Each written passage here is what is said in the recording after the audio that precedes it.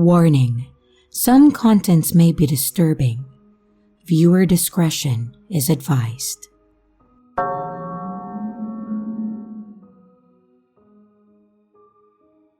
I have always been a bit of a night owl, and I've always had this weird mindset that makes it easier for me to sleep late in the morning and into the day, and then be active at night. As such, I often found solace and comfort in long, open night drives. To me, the empty roads, the silence of the night, and the cool breeze of the summer as it blows through the window, well, there's nothing like it. However, I do have one event that happened on a particular night drive that left me feeling terrified.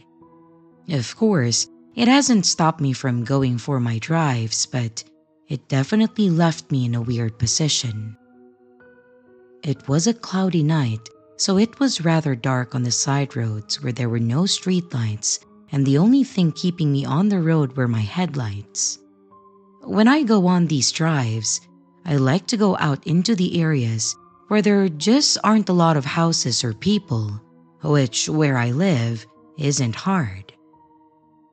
On this drive, I was heading into parts of the county where there were mostly trees on all sides of the road, and the roads narrowed out pretty thin. I was driving through the trees, and the branches started to canopy over the road, which made it even darker. But I was pretty familiar with all the roads though, so really, it wasn't that big of a deal, no matter how dark it got. As I drove further, however, I started getting this really weird sense of impending doom, like something was really heavy in the air. This is something that I have never felt out in these roads. Yes, it can feel a bit claustrophobic if you get too far into the unincorporated areas, but for the most part, there's never really a sense of fear or dread that hangs over these parts. At that point in time, there absolutely was. I started to slow down a bit to try and see if I could figure out what it was that was causing me to feel like this.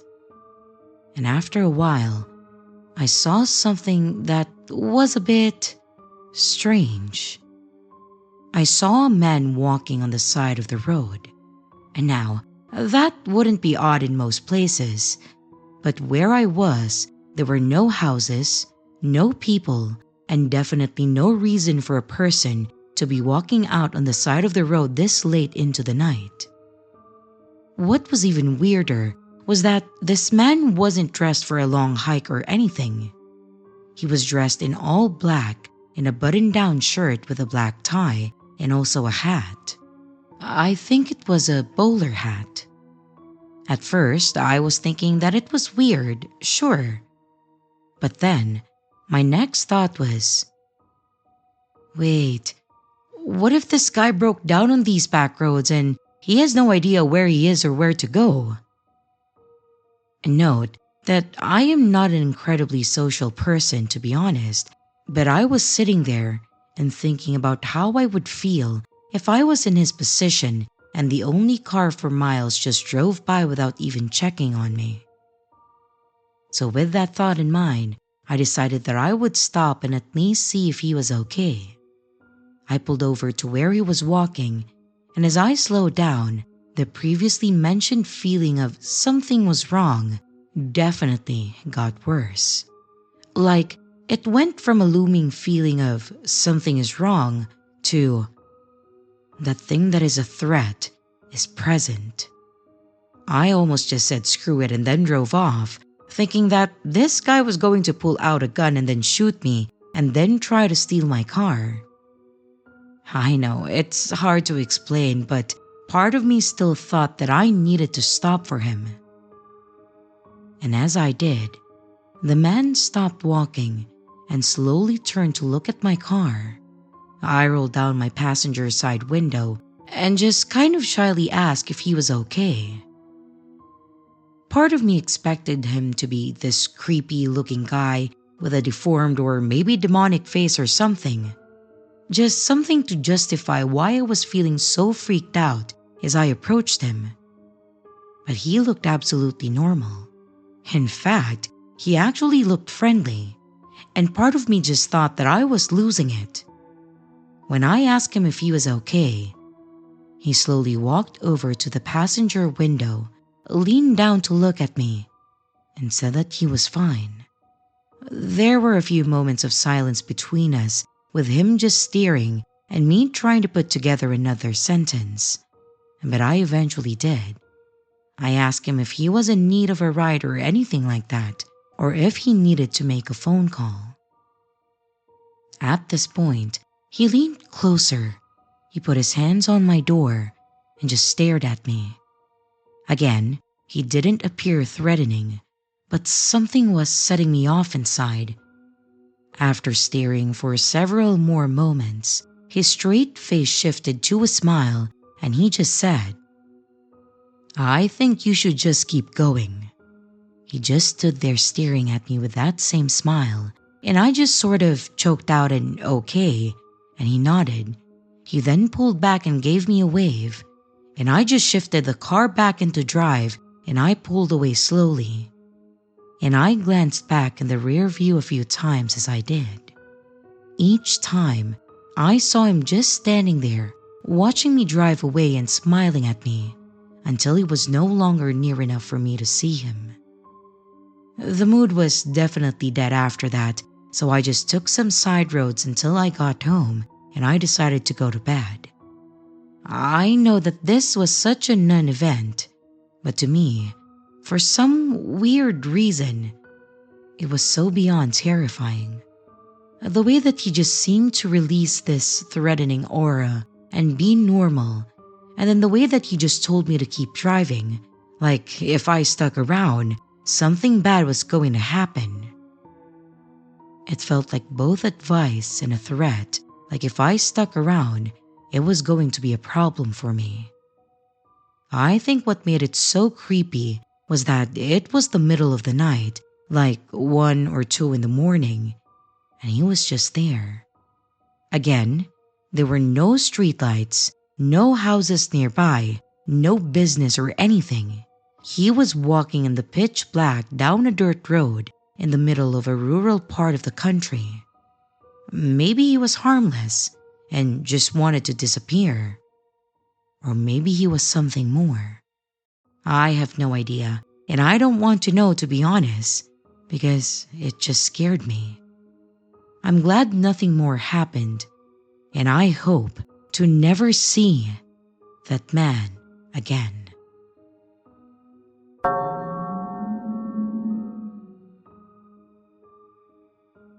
Back when I was fresh out of high school, I used to be a pizza delivery driver for a certain pizza place that is open really late, like way later than it needs to be.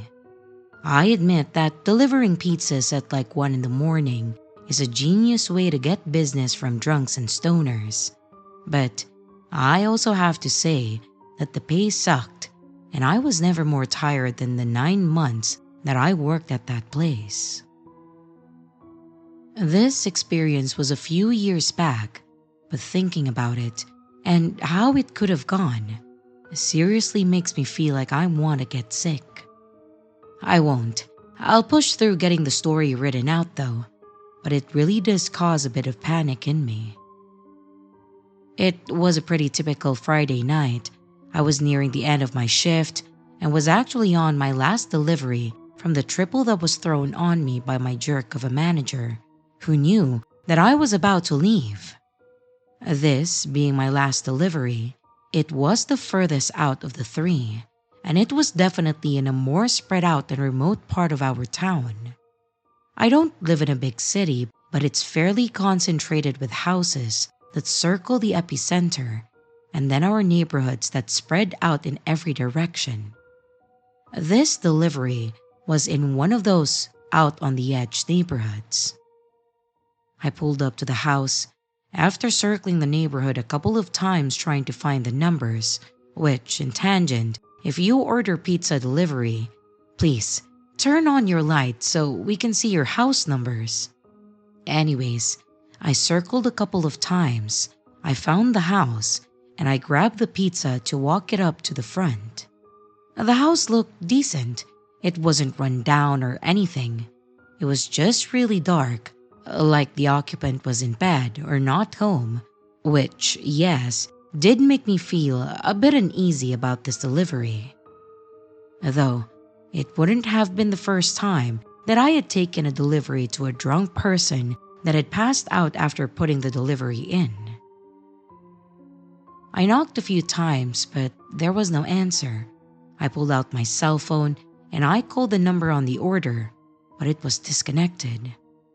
At this point, I assumed that the delivery was either a prank or the aforementioned drunk person. I sent my boss a text saying, "Knocked, no answer, phone disconnected, heading back." And I walked back to my car. I tossed the pizza bag into the back seat on the passenger side, and then I started to walk to the other side of my car to get in. When I started hearing footsteps coming up from the side, my dumb self thought that maybe it was the customer coming out to say, "Hey, sorry, I fell asleep. Can I get my pizza?" But of course, it wasn't. No. Instead, it was a man wearing a pink hoodie, dark jogging pants, and walking straight toward me with a gun pointed right at me. I put my hands up and I immediately braced for him to rob me. But after a moment, he finally spoke up and said, "Keys, now!" I nodded. I reached into my pocket and I handed the guy my keys. And after a few moments of my heart racing and my face being drenched in sweat, he motions towards the car and says, "Get in the passenger seat." At first, I was thinking I was about to die. And then, I was thinking that I could try to run as I got around the car, but again, where was I going to? I was in the middle of a mostly empty cul-de-sac, nowhere to go but open fields, and he could easily put a round in my back if I ran. At this point, I realized that I had no choice but to follow what he wanted me to do. I quickly complied with his demands, and I got in the passenger seat of the car, thinking that this was seriously going to be my final few minutes. He got in the driver's seat, started the car, and started driving down the side roads. I just sat there, helplessly, silently staring at the streetlights as we passed them, thinking about what I could say to plead for my life. My hands were seriously shaking, and my mind was racing as it occurred to me that this man wasn't wearing a mask, which meant that he didn't care if I saw his face.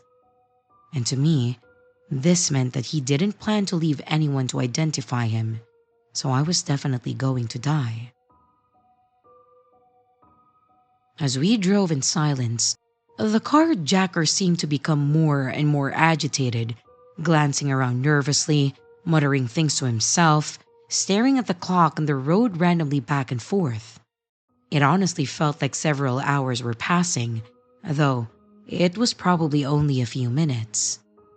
I started thinking about whether anyone would notice that I wasn't back after a while. I assumed my manager would notice after a while since I had cash that belonged to the store, but that was about it. A lot of strange things go through your mind when you're in this kind of situation, because the only thing that I could think about was how I was going to get fired if I was killed. Again, not logical, but it was all that I could think of. After another few moments, the carjacker pulled over to the side of the road and started breathing fast. I didn't look at him. I didn't turn my head, and I just shut my eyes thinking that this is where he cracks. And after a few moments, he screams, This wasn't what I fucking planned," and punches the steering wheel. I jumped, and I couldn't help but look in his direction, and he was seriously crying, like sobbing. His eyes were filled with a strange mix of anger, desperation, and regret. And then he turned to me and said, I'm sorry that we had to meet under these circumstances. His voice cracked as he said, and he just shook his head like he was seriously upset. A couple more seconds passed of this awkward silence, and then he turned, reached behind me, grabbed the pizza bag, and exited the car, walking off into the woods on the side of the road. For a moment, I was too stunned to move, but as the feeling in my arms and feet slowly started to come back, I realized that the danger had passed. I jumped over to the driver's seat and then sped away, eager to get the hell away from that man and also this place. The entire time that I was driving, my lip was quivering, my teeth were chattering, and I was shaking, thinking that it wasn't actually over, that something else was going to jump out at me and then attack me. Obviously, nothing did, and I was able to make it back to the store. I got into the safety of the building and I broke down. I was bawling my eyes out, trying to explain that I was carjacked by this man, trying to explain everything that I had just gone through. And thankfully, my coworkers were able to get me settled down. But then after a few moments, my manager asked me why I hadn't called him or the police. Honestly, at no point did it occur to me while I was driving away from that situation to grab my phone and call anyone. Stupid, I know, but panic makes it hard to think clearly. They did call the police and they took my statement, but I couldn't tell them the exact location that he had gotten out of my car, only where he had actually carjacked me. I doubt he was ever caught, because all that I could tell them was what he was wearing and a vague direction of where he could have gone. I'm thankful that he didn't decide that I was a threat to him or that he needed to do worse than he did. And I honestly think about that night a lot. The fact that I got out unharmed, that he apologized and then stole the pizza. What kind of situation does one have to be in to do that? I don't work there anymore, as mentioned, and I don't do anything related to driving my car or the public. I work in a warehouse now and I absolutely love it because there's literally no opportunity for anything like this to happen ever again.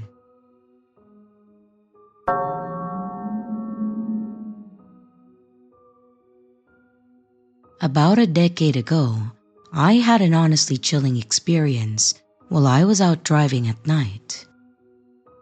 I used to work a really weird shift and I got off the clock at 2 a.m., so my drive home was incredibly boring and empty. For the most part, the highways were completely dead and I was typically able to get from point A to point B pretty easily. As mentioned, I was driving home late that night, just taking my usual route and enjoying the summer breeze as it blew through the windows. It was a really nice night. There was no one else on the highway, and I was just cruising at a bit above the speed limit with some chill tunes playing way too loud through the car speakers.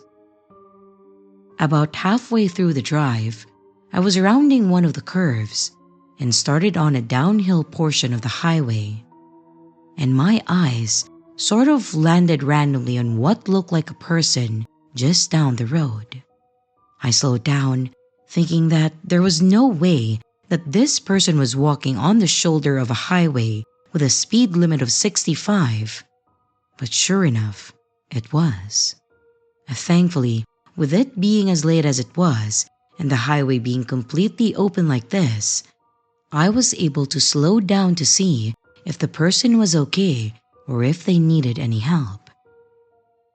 But as I slowed down, I noticed that the person kind of looked disoriented and they stumbled a little bit, like he was either drunk or he didn't know where the hell he was. I hit a point of being concerned for this person's well-being, and I immediately hit my flashers and stopped next to him. I approached the man cautiously, and as I got closer, I could see that he was a much older gentleman. He looked disheveled with unkempt hair, wearing what looked like a dark red bathrobe and also house slippers. What bothered me was the fact that his stare was empty, like his eyes were completely vacant. I rolled down the window and I asked him if he needed help. He paused for a moment, looked at me, and then started saying a few things that honestly did not make any sense to me. I remember two specific things that he said. He kept looking for his house because it kept disappearing, and that he couldn't ignore the voices in the shadows. I was starting to really get worried at this point. I knew that I couldn't just leave him there or just ignore this, as it was pretty clear that something was wrong with this man. After a bit of a back and forth, I was able to convince him that I could help him find what he was looking for, and he actually did get into my back seat. I figured, if nothing else, him being in my car was safer than him walking on the shoulder of the road, and I could probably just get him to a nearby police station so that he could get help. But as we drove, his ramblings kept going. It was making me feel a bit anxious. I didn't think he would do anything, but part of me was kind of getting this weird feeling like he could do something, and he wouldn't be fully aware of what he was doing. After a bit of driving, I was able to get to a police station, and I told him to stay in the car while I went in to explain to them what was going on. Thankfully, they didn't ask too many questions about why I had let him into my car or who I was to him. I think my panicked demeanor helped them to realize that I wasn't doing anything malicious. The officer came out and tried to speak to the man, but he just kept saying the same things about the house disappearing and the shadows talking. The officer glanced at me and I just shrugged like, "I don't know, man. I'm just trying to help." The officer helps the man out of the car and asks me if I can stick around the station to fill out some paperwork and maybe answer some questions if they have them. I agreed, and I sat there on the bench for something close to an hour. I was starting to doze off when the original officer finally came back out and asked me to go over my story again. I told him that I was heading home from my shift. I then saw the man on the shoulder of the highway and explained that I stopped because he seemed like something was wrong. And I explained that he was saying a lot of things that didn't make any sense to me. The officer nodded and wrote down what I had said, and then mentioned that he had found some information in the wallet that the man was carrying. So, to explain what exactly had happened, this man was in danger. Apparently, he had actually lived at a retirement home almost 3 miles down the highway. The officer confirmed that he had gotten a hold of the retirement home and then spoke to the employees there, and they confirmed that this man lived there. At some point, after everyone had gone to bed, this man had managed to get out of his room through one of the exits, and he walked the full 3 miles down the road. Unfortunately, he did have dementia, so why he got out, where he was going, and what he was thinking and walking down the highway like that is anyone's guess. He was adamant about the disappearing house and those voices in the shadows, so maybe that had something to do with it? I don't know, honestly. The officer told me that they had someone from the facility coming to get him, and then mentioned that the facility was likely going to be doing an investigation into how he got out, so at least that made me feel a bit better about him being safer from then on. They then let me go, and the whole time that I was driving home, I was seriously staring at the shoulder of the highway and making sure that there wasn't anyone else there. I knew there wouldn't be, but I was feeling seriously anxious about it for some reason. About a week or so later, I actually got a card in the mail from the retirement home, and I'm guessing that they got my information from the officer when they picked up the man. It was a card with a photo of the man and a few of the nurses. He was smiling and wearing a little birthday hat, and it mentioned that he was celebrating his 89th birthday. There was a short note on it thanking me too, so that was nice. And I was glad that he was back with the people that could help him. This was a long time ago, so it's likely that he is no longer with us. But I do hope that he was able to live out the rest of his time comfortably. And I hope that they were able to keep him secured in their facility after that night.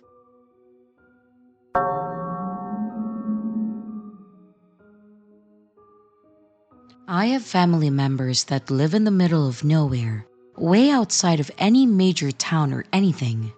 And of course, they are the family that I tend to go and see during the holidays.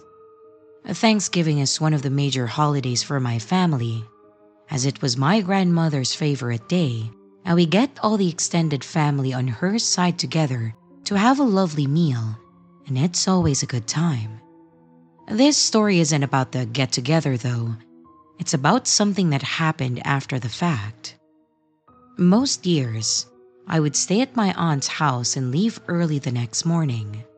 But on the year that this happened, I was working for a company that was doing a merger with another organization, so they had pretty much limited time off to only the specific holiday, and because of this, I had to get home that night so that I could get up at 6 a.m. and then get to the office early the next day.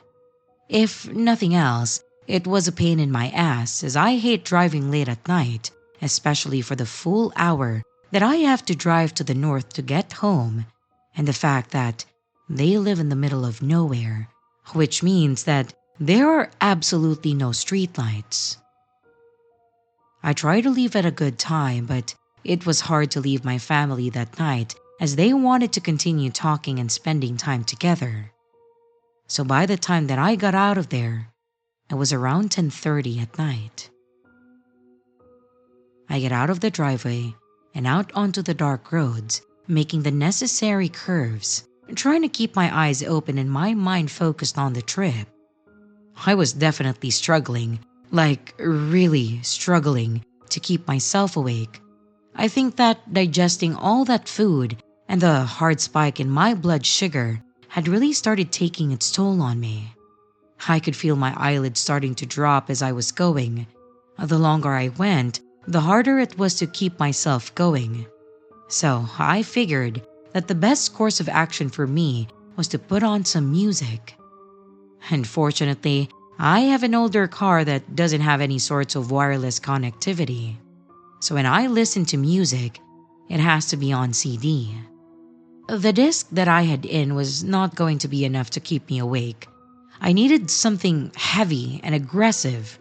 So I ejected the CD and I slowed down a bit so I could reach down onto my floor to grab my CD folder.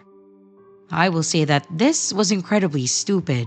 I was taking my eyes off the road and focusing on reaching down to grab my CD holder. And like I said, stupid, but it's what I did. I reached down, grabbed my folder, and grabbed a disc from some metal band, and when I looked back up on the road, I noticed a figure standing there in the middle of the road. I panicked, and I slammed my brakes to do my best to avoid hitting whatever or whoever this was. Thankfully, despite the car being old, it did have a good braking system, and I was able to stop pretty quickly without flipping my car or driving into the streets on the shoulder. When I came to the screeching halt, I was gripping the wheel and I was just trying to breathe through my excruciatingly painful heartbeat that was pulsing in my head.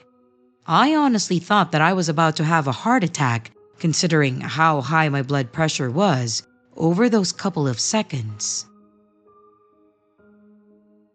After a few moments of taking deep breaths and just staring at my dashboard, I finally was able to get my mind back to reality, and then realized that I needed to make sure that I actually didn't hit whatever that was.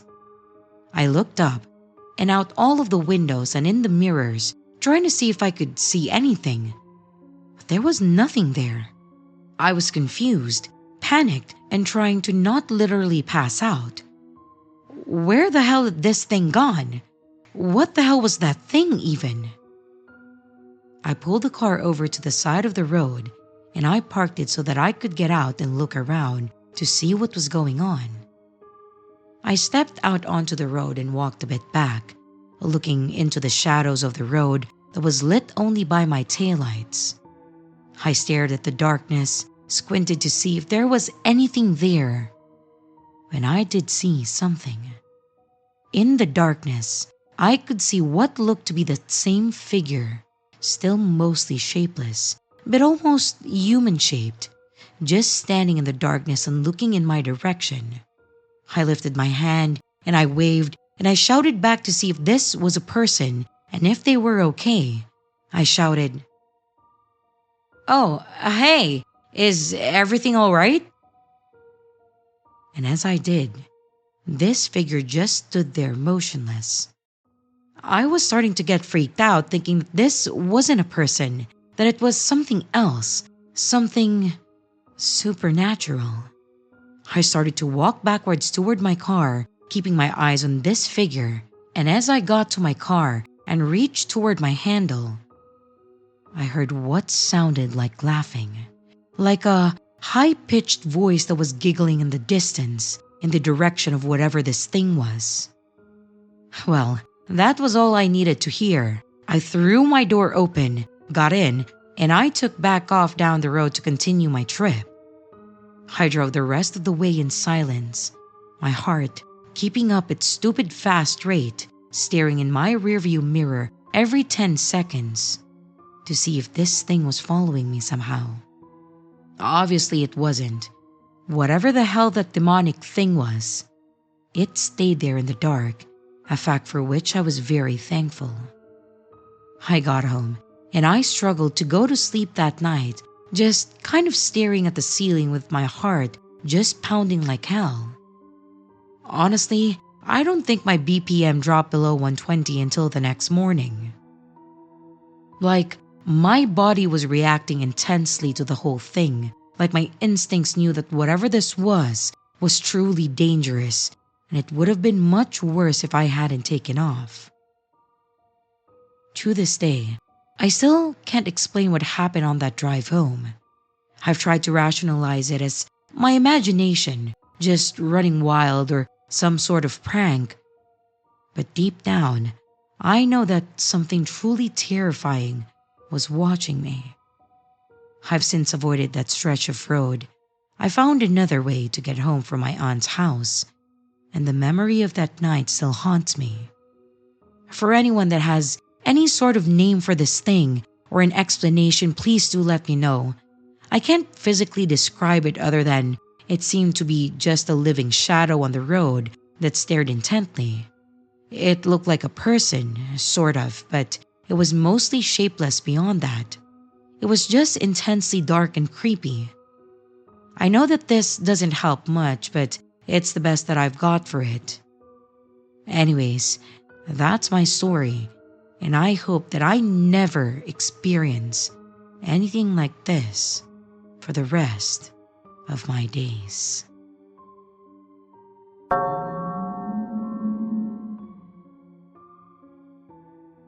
I don't know if this will gain any traction, but this has been on my mind ever since it happened. I'm a respiratory therapist that works at a local hospital. I was on my way to work, about less than a mile drive from my occupation, when the car in front of me quickly merged into one of the emergency lanes as if something sudden had just happened. And then he just sat there, no hazards going off, nothing to indicate that he planned on moving. I still had 20 minutes before I had to be at work. Assuming this individual may be in distress or have car problems, I decided to be a good Samaritan. I parked on the shoulder of the road and I turned on my hazards. We exchanged eye contact and I gestured a wave, rolled down my window, and I asked, "Are you okay?" He seemed to have either not heard me or ignored me, but he did seem to realize that I wanted to help him. He gets out of his car at this point. Keep in mind that we are on an extremely busy road. I'm in my work scrubs, which tends to help people relax, knowing that they are with a healthcare professional. However, this was different.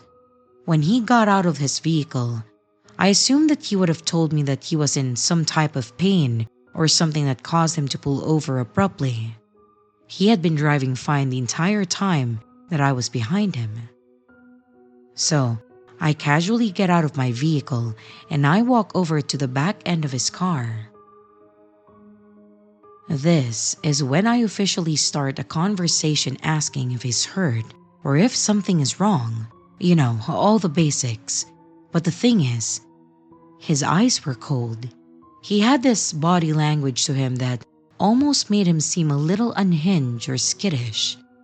He had not answered any of my questions, so I tried once more asking, "Hey man, we are in the middle of a busy road. Is there something wrong with your car or something going on with you?" He simply replied, "No." I started to feel this sensation of discomfort, like he wanted to do something to me, but he was restraining himself. So I continued to play it off. He didn't seem drunk or high, but he had these black beady eyes that I couldn't stop looking at. It was as if he was just a vessel to something dark. I tried to continue the conversation. "Why did you stop, man? You don't want to get hit out here." And he replies, "I don't know. I don't know where to go." I didn't know what he meant by this, so I questioned further by saying, "Do you know what city you're in right now? If you're lost, I can tell you where the nearest highway is." His reply was a little chilling. "Anywhere but here."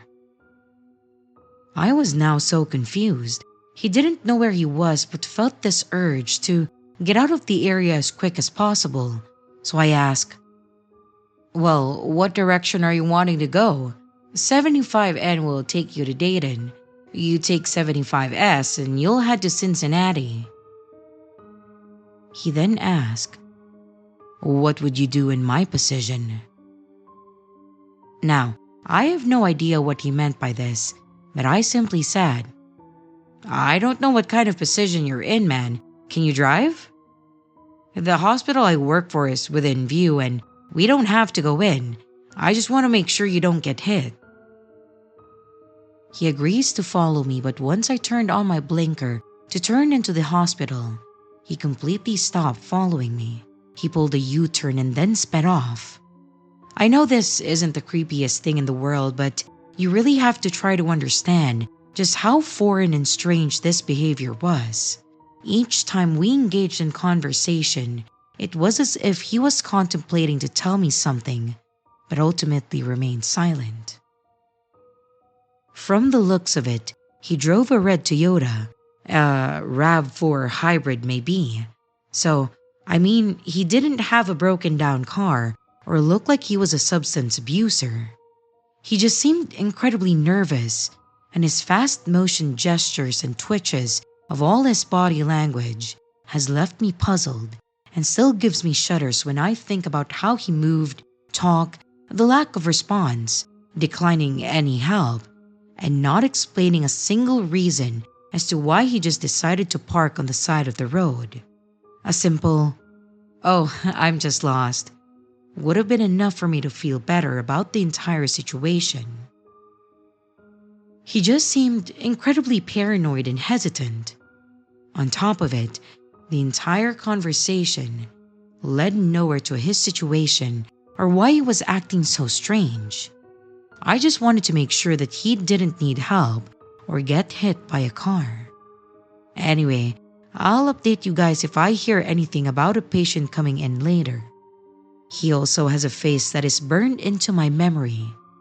I just got this gut feeling to leave, but as polite as possible. Does anyone have any thoughts on this?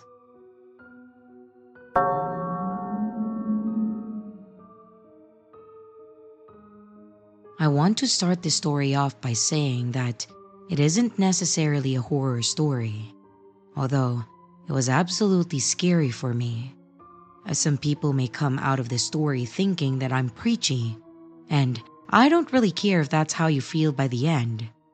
This story is one that is a necessary cautionary tale for anyone that may put themselves into these kinds of situations. This happened when I was 21, and honestly, it wasn't that long ago. It was in the early 2010s. Back then, I was the type of kid that thought I was invincible. I ran on Red Bull more than sleep, and I know that there are a lot of people out there that do the same. I hope that this story does not get through to some of you, and again, preachy.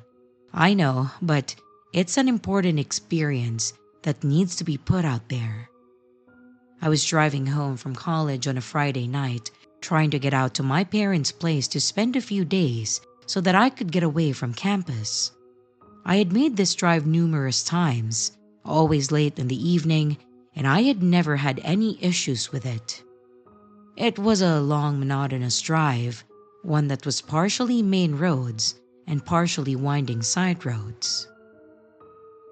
On this night, I'd been on the road for a couple of hours, and it was pitch black out, and I thought that I was doing okay. I had just chugged the second Red Bull for the drive, and the caffeine was causing my heart to beat fast and my mind to race. I was getting kinda jittery, my left leg bouncing on the floor and my right foot holding the gas pedal down.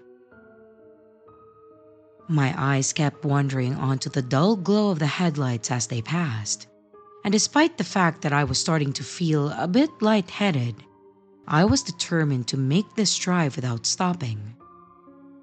As the next hour wore on, I started feeling my eyelids grow a bit heavier, which was actually making me angry as I was running hard on the caffeine of the energy drinks. Yet, I was starting to feel tired. My brain was focusing way too hard on how I was feeling, how tired I was starting to get.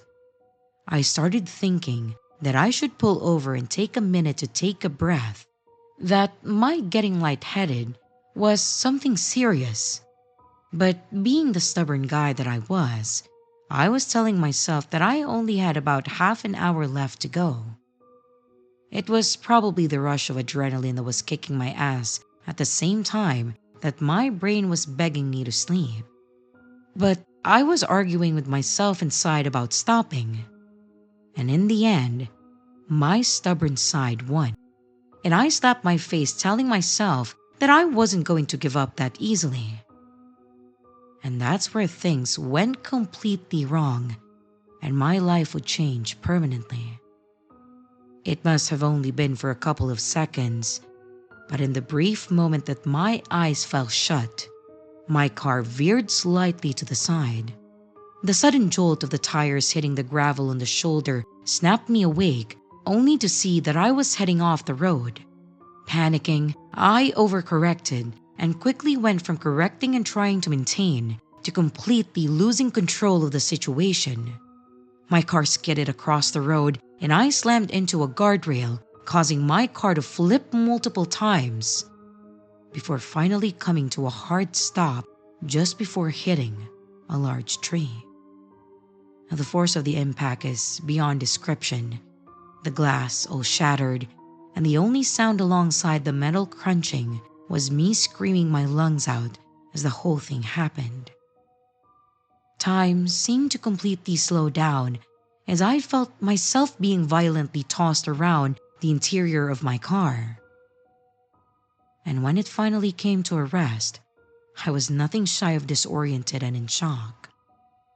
I could feel my breathing slow down, the world was spinning, and I could feel blood drip down my face as the pain of the situation slowly settled in. Despite my injuries, I was able to crawl through the destroyed door and pull myself close to the shoulder of the road. I don't know how I got as far as I did, but I had managed to get close enough to be seen.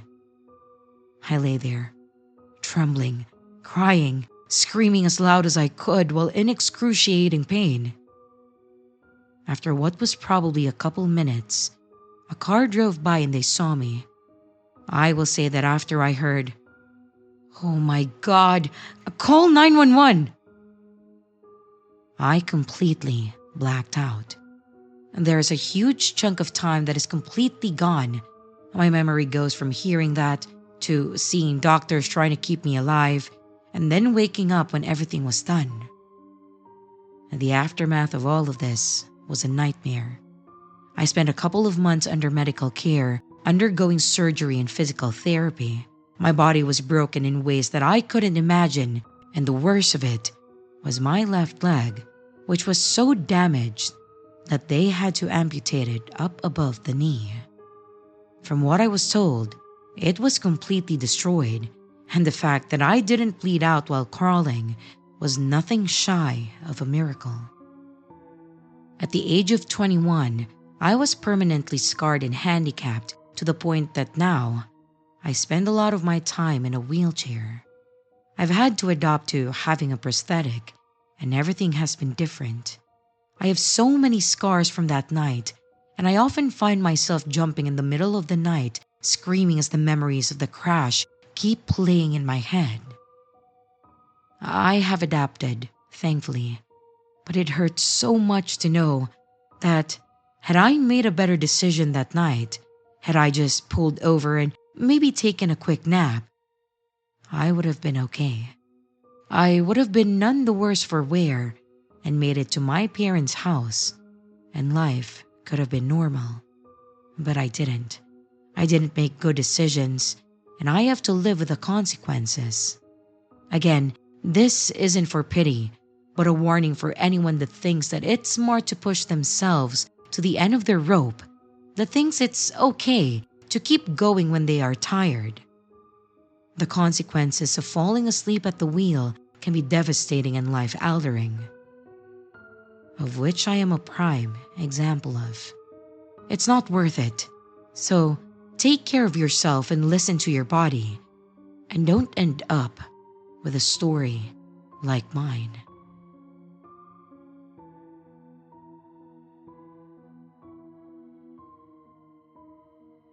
And here's the riddle for this video.